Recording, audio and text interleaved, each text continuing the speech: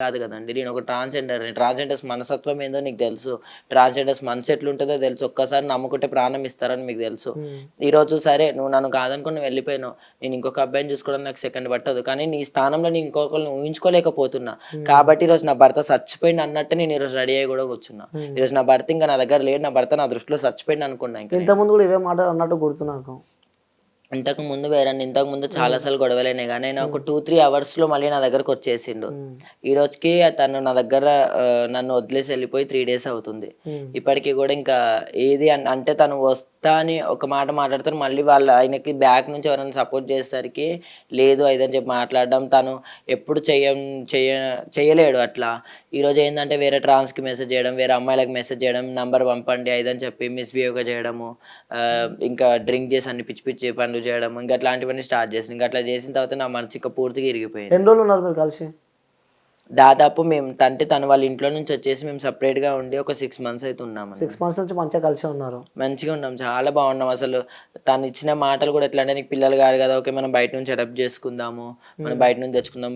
ఇప్పుడు మనం ఇప్పుడు ఎట్లా అయితే ఉన్నామో ఫ్యూచర్‌లో మంచి పేరెంట్స్ అవ్వాలి. పిల్లలకి మంచి భవిష్యత్తు ఇయ్యాలి. హ్మ్. అదని చెప్పి ఎన్ని మాటలు చెప్పిండో అసలు ఆ మాటలన్నీ గుర్తొస్తుంటే ఒక్కొక్కసారి అసలు నిజం హ్మ్. ప్రాణం పోయినట్టు అయితుందన్న. అసలు ఎందుకంటే మా దాంట్లో చాలా మందికి జరిగే సిట్యుయేషన్సే ఇవి. మా హ్మ్. దాంట్లో చాలా మంది సూసైడ్ చేసుకునేది గూడా వీటి అవును. కోసమే. హ్మ్. మేము పైసలేక చచ్చిపోము. అమ్మ నాన్న ప్రేమ దూరమైనా గూడా చచ్చిపోము గానీ నమ్ముకున్నవాడు, ప్రేమించినవాడు మమ్మల్ని వదిలేసిపోతే మాత్రం చాలా వరకైతే మా దాంట్లో సూసైడ్‌లు అవ్వేటివి వీటి కోసం. ఆల్రెడీ మీ గురువులు చెప్తూనే ఉన్నారు. ఇలా గాదు, ఇలా ఎంత హోప్స్ పెట్టుకున్నా వేస్ట్ అవన్నీ చెప్పినంక గూడా మరి అదే బురదలో ఎందుకు పడతారు మీరు మరి? ఎందుకంటే వాళ్ళు చేసే ప్రమాణాలు అట్లుంటాయన్న. ప్రేమ గుడ్డిదన్న.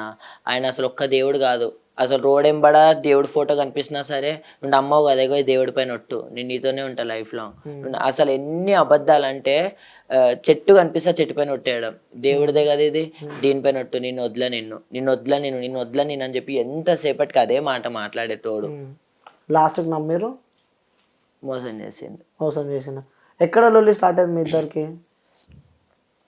లొల్లి అన్నది ఏముండదన్న. చిన్న చిన్న వీటికైనా మిస్‌బిహేవ్ అవ్వడం. అంటే మిస్‌అండర్‌స్టాండింగ్ బాగా చేసుకుంటాడాయన. చిన్న చిన్న విషయాలకేందంటే ఎక్కడికో ఎళ్ళిపోతాడు. హ్మ్. మిస్‌అండర్‌స్టాండింగ్స్ ఎక్కువ తనకి. హ్మ్. నేను జాబ్ చేయకపోయినా సరే నేనన్నా, "సరే నీకు జాబ్ చేయడం ఇష్టం లేదు కదా! ఓకే. పర్లేదు.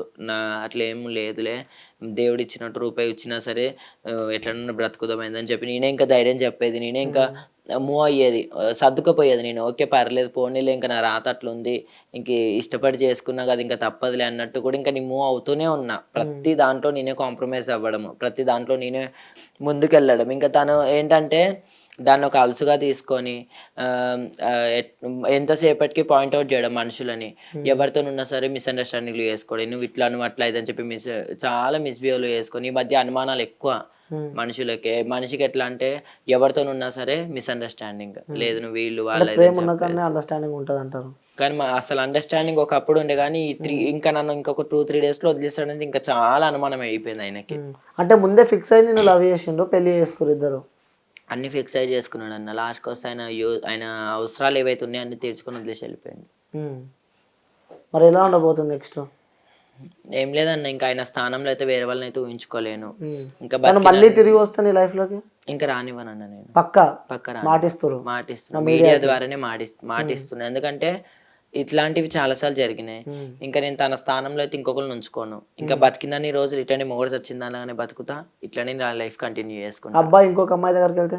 వెళ్ళనే అన్న. హ్మ్. నా దృష్టిలో అయితే సచ్చిపోయిండు. హ్మ్. మనిషిని పోలిన మనుషులు 7 మంది ఉంటారనుకుంటారు. హ్మ్. అందులో నా భర్త ఒకడు. నా భర్త నా దృష్టిలో సచ్చిపోయిండు. ఇప్పుడు అక్కడ ఉన్నోడు అసలు నా భర్త గాదు. నా హ్మ్. భర్త మొన్ననే సచ్చిపోయిండు. చచ్చిపోయి ఈ రోజు కూడా 3 రోజులవుతుంది. హ్మ్. ఆయన ఎక్కడ వేరే అమ్మాయి దగ్గరికెళ్ళని నా ముంగల ఇంకొక అమ్మాయిని ఇట్లా గట్టిగా హగ్ చేసుకొని వెళ్ళినా సరే నాకు ప్రాబ్లమ్ లేదు. హ్మ్.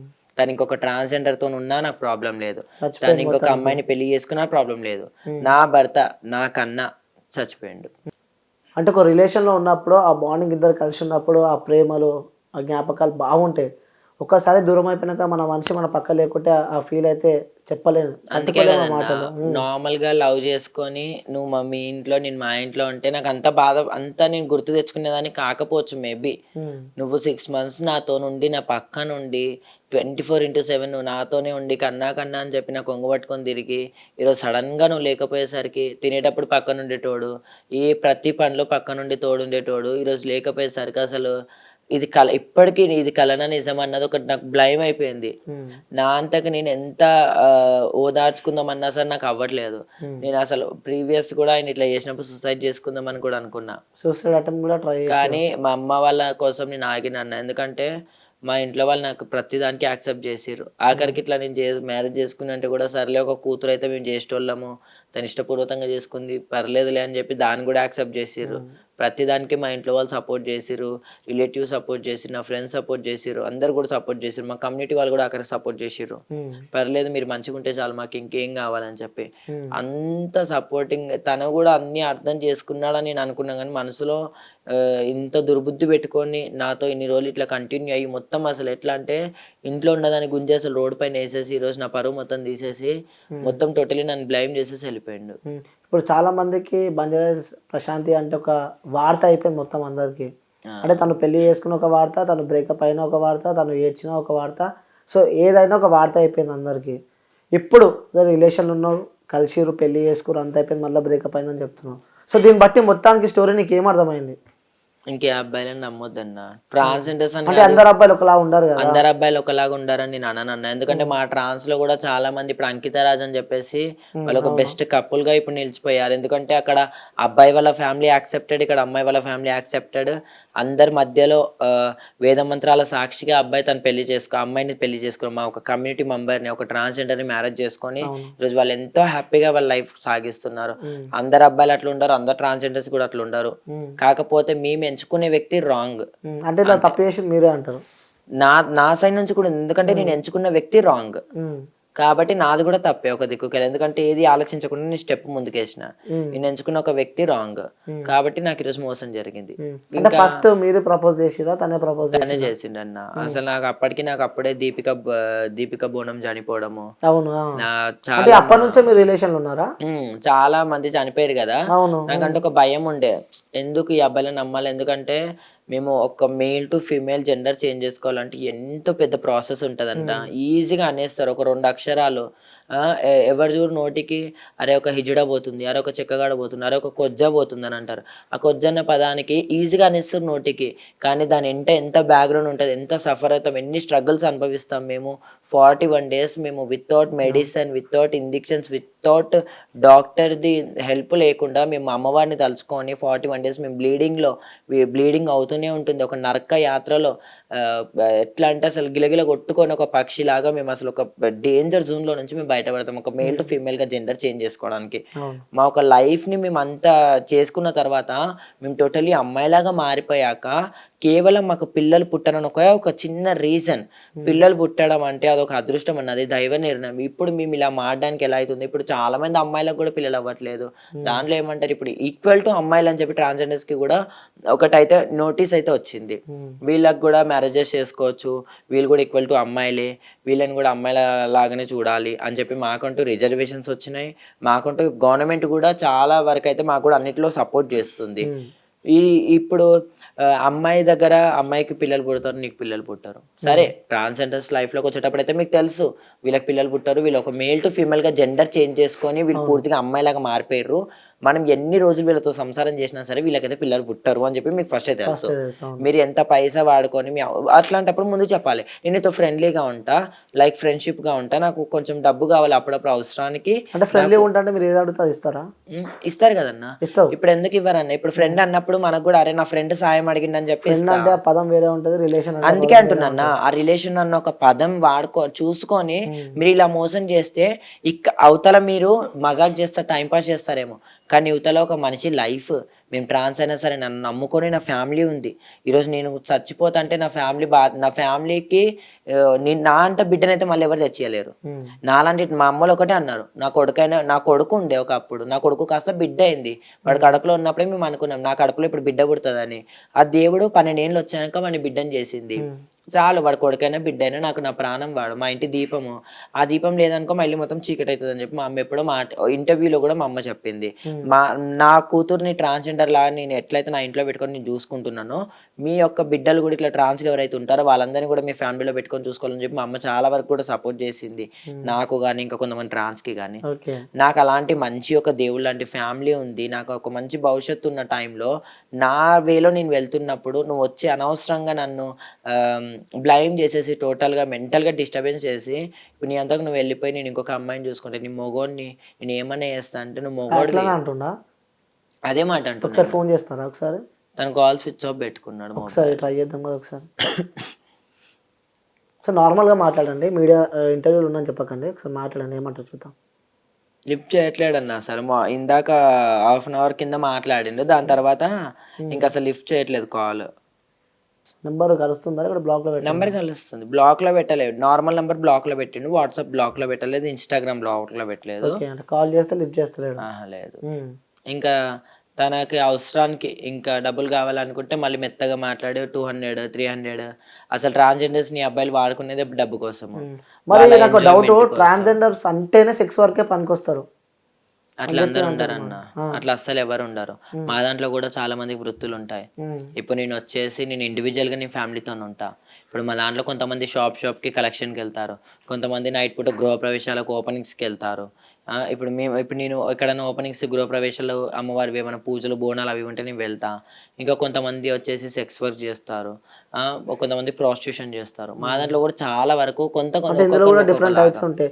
మరి కేవలం ఎందుకు అట్లా ముద్ర పడ్డది అదే ట్రాన్స్జెండర్ అంటేనే సెక్స్ వర్క్ కి పనికొస్తది, సెక్స్ వర్క్ అని పుట్టిచ్చిర్రు అన్న. ఇప్పుడు ఎట్లా అంటే ఇప్పుడు ఒక అమ్మాయిని మోసం చేయాలి. ఇప్పుడు ఒక దగ్గర రీసెంట్ గా మా న్యూస్ లో కూడా వచ్చింది, స్ప్రెడ్ అయింది అది. ఒక అమ్మాయిని దారుణంగా అంటే 4 అబ్బాయిలు కలిసి అమ్మాయిని ఏదో చేద్దాం అనుకునే టైంలో ఒక ట్రాన్స్జెండర్ అడ్డం పోతే అమ్మాయిని వదిలేసి ట్రాన్స్జెండర్ ని అక్కడ రేప్ చేశారు. అంటే ఒక ట్రాన్స్జెండర్ ఒక అమ్మాయిని కాపాడినట్టే. సరే మా ప్రాణం పోయినా సరే, ఎందుకంటే ఒక ఆడపిల్ల భవిష్యత్తు ఖరాబ్ కావద్దు అని చెప్పేసి. అట్లా మా దాంట్లో కూడా చాలా మంచి 99% మంచి వాళ్ళే ఉంటామన్నా. 1% ఏంటంటే మా దాంట్లో నకిలీ వాళ్ళు కొంతమంది ఉన్నారు. నకిలీ వాళ్ళు ఏంటంటే పగటేశాలు, పొద్దున ఒకలాగా ఉంటారు, నైట్ అయ్యేసరికి ఒక వేషాలు వేసుకొని వాళ్ళు చేసే మిస్బిహేవ్ల వల్ల వీళ్ళకి ఏంటంటే ఇప్పుడు జనాలకి తెలియదు. ఇప్పుడు సాధారణంగా ఇప్పుడు నేను ఉన్నా, నన్ను చూస్తే ట్రాన్స్ అనిపిస్తుంది. ఇప్పుడు నాలాగే ఇంకొక మొగడు కూడా చీర కట్టుకుని వస్తే ఓకే వాడు కూడా ట్రాన్స్ అనిపించేస్తారు. వీళ్ళు ఏంటంటే వాళ్ళు చేసే వేషాలకి వీళ్ళు ఒరిజినల్ ట్రాన్స్జెండర్స్ కూడా ఇట్లానే చేస్తున్నారు, వీళ్ళు ట్రాన్స్జెండర్స్ అని చెప్పి ఒక ముద్ర అన్నది పడిపోయింది. ఒరిజినల్ ట్రాన్స్జెండర్స్ రియల్ ట్రాన్స్జెండర్స్ ఎప్పుడు కూడా అట్లా చేయరన్న, చాలా న్యాయంగానే ఉంటారు. అన్యాయంగా ఎప్పుడు కూడా ఒకళ్ళ దగ్గర దౌర్జన్యంగా చెయ్యరు.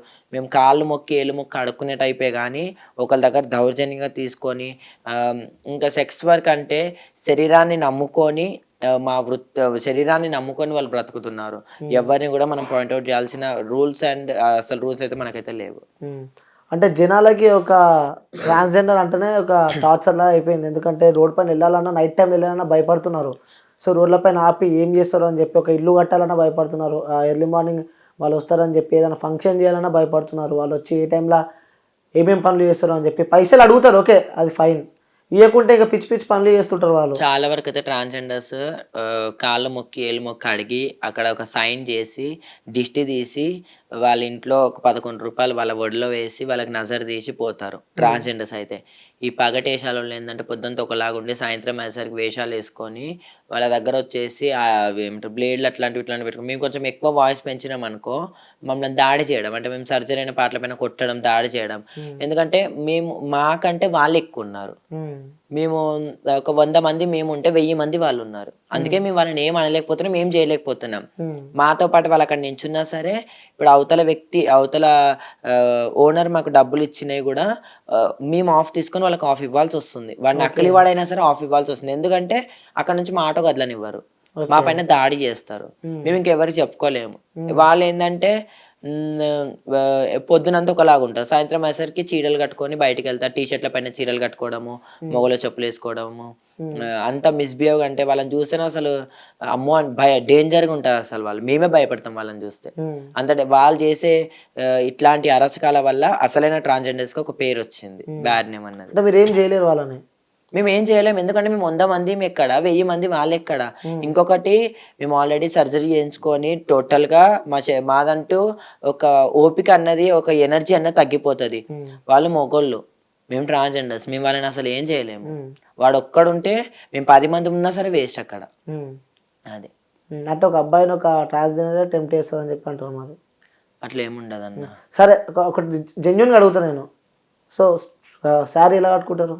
నార్మల్ ఒక అమ్మాయి వెళ్తుంది బయట, సో ఆంటీ వెళ్తుంది, ఎవరు వాళ్ళు శారీ ఎలా కట్టుకుంటారు, మీరు ఎలా కట్టుకుంటారు ట్రాన్స్జెండర్? ఒక్కొక్కరు ఒక్కొక్కలాగా కట్టుకుంటారన్న. సో ట్రాన్స్జెండర్స్ అయితే మొత్తం ఉన్నదని చెప్పి చూపిస్తారో చెప్పి అర్థం కాదు, చాలా మంది టెంప్ట్ ఒకటన్నా, చేయడానికి. చేతుకున్న 5 ఏళ్ళే సరిగ్గా లేవు. ఇప్పుడు అట్లాంటి అమ్మాయిలు కూడా మనం చూస్తున్నట్టయితే పబ్బులలో అని, అక్కడని, ఇక్కడని, ఇక్కడిక్కడికి చెడ్డీలు మిడ్డీలు వేసుకొని తిరుగుతున్నారు. మరి వాళ్ళని ఏమంటారు? ఉమ్, మన చేతికున్న 5 ఏళ్ళు సరిగ్గా లేవు కాబట్టి ముఖ్యంగా ట్రాన్స్జెండర్స్ పైన నిఘా పెట్టి పాయింట్అవుట్ చేయాల్సిన అవసరం లేదు. మరి అట్లా అంటే పద్ధతిలో కట్టు బొట్టులో ట్రాన్స్జెండర్సే ముందుంటారు, ఉమ్, పూజలలో ట్రాన్స్జెండర్సే ముందుంటారు. ఏ దాంట్లోనైనా సరే ఒక ప్రేమ చూపించాలన్నా సరే ట్రాన్స్జెండర్సే ముందుంటారు. ఉమ్, ఆఖరికి ఒక అబ్బాయి మోసం చేస్తే చచ్చిపోవడానికి కూడా వెనక కాడకుండా ట్రాన్స్జెండర్సే ముందు స్టెప్ ఉంటారు. ఉమ్, కానీ మరి చాలా మంది అమ్మాయిలు కూడా అట్లా లేరు కదన్న. ఉమ్, ఇప్పుడు చూసుకుంటే ఇప్పుడు ఎవరి స్టైల్ వాళ్ళది. ఇప్పుడు నాకు వచ్చేసి ట్రెడిషనల్గా నాకు ఇష్టం. ఉమ్, లైక్ కట్టు బొట్టు నాకు సాంప్రదాయ పద్ధతిగా ఉండడం నాకు ఇష్టం. ఉమ్, ఇప్పుడు మా దాంట్లో ఇంకా అవతల వ్యక్తికి పంజాబీ డ్రెస్ వేసుకోవడం ఇష్టం, ఉమ్, ఇంకొక ఆమెకి మిడ్డీ టీ షర్ట్ వేసుకోవడం ఇష్టం, ఇంకొక ఆమెకు మొత్తం ఇప్పుకొని ఉండడం ఇష్టం. ఉమ్, ఇప్పుడు అమ్మాయిలు కూడా అట్లానే ఉన్నారు కదన్న. ఇప్పుడు ఒక అక్క వచ్చేసి మంచిగా పద్ధతిగా నీట్గా రెడీ అవుతుంది అమ్మవారి లాగా, ఇంకొకళ్ళు వచ్చేసి మిడ్డీలు చెడ్డీలు వేసుకుంటారు, ఒకళ్ళు అయితే చున్నీలు లేకుండా తిరుగుతారు, ఇంకొకళ్ళు అయితే అసలు ఇంకా బెడ్రూమ్ లో భర్తకు చూపించేటివి ఇంకా బయట పబ్లిక్ లోకి వెళ్ళి చూపించేస్తున్నారు. ఉమ్, మరి వాళ్ళని ఏమంటారు? ఉమ్, సొసైటీ అది. అంటే ఎవరికి నచ్చినట్టు ఎవరికి ఇష్టం ఉన్నట్టు వాళ్ళు ఉంటారు అంటావు. ఉంటున్నారు అంతే. ఇంకా మనం ఎవరిని జడ్జ్ చేసే రైట్స్ లేవు. ఈ రోజు ఎట్లా అంటే ఈ కాలం ఎట్లుందంటే మనం న్యాయంగా మాట్లాడినా సరే అది అన్యాయం అయిపోతుంది, మంచి చెప్పినా చెడు అయిపోతుంది. కాబట్టి మనం ఒకరికి చెప్పొద్దు, ఒకరితో మనం అనిపించుకోవద్దు. అంటే మీ లైఫ్లో మీరు చాలా బాధపడ్డారు, ఎందుకంటే చాలా ట్రోల్స్ నడిచాయి ఇంతకుముందు మీ పైన. సో ఎట్లా అంటే ఒక చాలా అంటే చాలా ఇరిటేషన్ అయినట్టున్నారు ఒకప్పుడు. అవన్నీ చేసుకుంటా పోరాడుకుంటా కొట్లాడుకుంటా ఈ పొజిషన్ దాకా వచ్చారు. సో ఎట్లా అనిపిస్తుంది అంటే ఒకప్పుడు మీపై ట్రోల్స్ చేసిన వాళ్ళు అదే వ్యక్తులు మళ్ళీ మీ దగ్గరికి రావడం? చాలా బాగా మాట్లాడతారు. మన ట్రోల్స్ చేసిన వాళ్ళు కూడా ఇప్పటికి ఫోన్ చేసి అమ్మ అమ్మ అని చెప్పి ఇజ్జత్ ఇస్తారు, బాగా మాట్లాడతారు. నాకేం బాధ లేదన్నా. సరే వాళ్ళకి చేతగాక ట్రోల్స్ చేసి నా పైన బతికిరని అనుకుంటా. పోనీ ట్రోల్ అందుకే ఒక ఫేమ్ అయినానేమో అనుకుంటా. ట్రోల్ చేసినా ఏది చేసినా సరే అన్న, కెమెరాలో చూసింది వేరు, ఆఫ్ కెమెరా చూసింది వేరు. జెన్యున్ గా ఇప్పుడు మీరు కూడా నన్ను వీడియోస్ లో చూసి అబ్బాయి ఇది ఏందో అని అనుకున్నారు. రియల్ గా ఫేస్ టు ఫేస్ మాట్లాడితేనే కదా అవతల వ్యక్తి ఎట్లాంటి వాళ్ళో, వాళ్ళ మాటలు ఎట్లాంటివో, వాళ్ళ మర్యాద ఎట్లాంటిదో అవతల వాళ్ళకు కూడా తెలుస్తుంది. కాబట్టి నేను అసలు కెమెరాలో ఉన్నాయి, అసలు మొత్తం కెమెరా ఆన్ అయిందంటే ఎవడైనా సరే నటించేస్తాడు. ఈ రోజు రేపు స్మార్ట్ ఫోన్ ఆన్ చేస్తేనే నటించేస్తున్నారు. ఫోన్ ఏందన్న ఈ రోజు రేపు అసలు లైఫే నటన అయిపోయింది. కెమెరా ఆన్ ఉన్న నటిస్తారు, కెమెరా ఆఫ్ ఉన్న నటిస్తున్నారు. ఈ రోజు రేపు అసలు జెన్యూన్ రియాలిటీ అనేది అసలు ఎక్కడా లేదు. ఫేక్ సొసైటీ, ఫేక్ పీపుల్ అని అర్థమైపోయింది. అంటే ఇంతకుముందుకి రీల్స్ కానీ ఇన్స్టా కానీ ఏది ఓపెన్ చేసినా మీద ఒక బ్యాచ్ ఉంటుండే, ఉప్పల్ బాలు కానీ మీరు కానీ. సో చాలా రోజులు అవుతుంది మీ అందరిని ఆ తెర పైన చూడక, అసలు ఏమైంది? ఏం లేదని ఎవరి బేసిలో వాళ్ళు. నేను వచ్చేసి ఇంకా టోటలీ నా లైఫ్ ఇప్పుడు ఎక్కడ మలుపులు తిరిగిపోతుందో, ఏమైపోతానో నేను అసలు కంటికి కనిపిస్తానో కనిపించానో కూడా అర్థం కాని స్టేజ్ లోకి వచ్చేసిన ఇంకా నేను. ఆల్రెడీ ఇప్పుడే చెప్పారు మా మదర్ వీళ్ళందరూ నా పైన చాలా అక్కడ దాకా నేను అక్కడ దాకా అయితే ఏం చేసుకున్నాను, ఎందుకంటే నన్ను నమ్ముకున్న ఫ్యామిలీ ఉంది. ఆయన కోసం నేను ఏదో చేసుకుంటే నా ఫ్యామిలీ, ఆయనకేముంది నేను చచ్చిపోయింది అనుకో మా అంటే, ఒకవేళ నిజంగా జెన్యున్ గా ప్రేమ ఉన్నాడైతే ఒక ఫుల్ బాటిల్ తాగుతాడు, 2 రోజులు బాధపడతాడు, 3 రోజులు బాధపడతాడు, 4వ రోజు ఇంకో పిల్లని చూసుకుంటాడు. నేను మొన్న వదిలేస్తేనే 2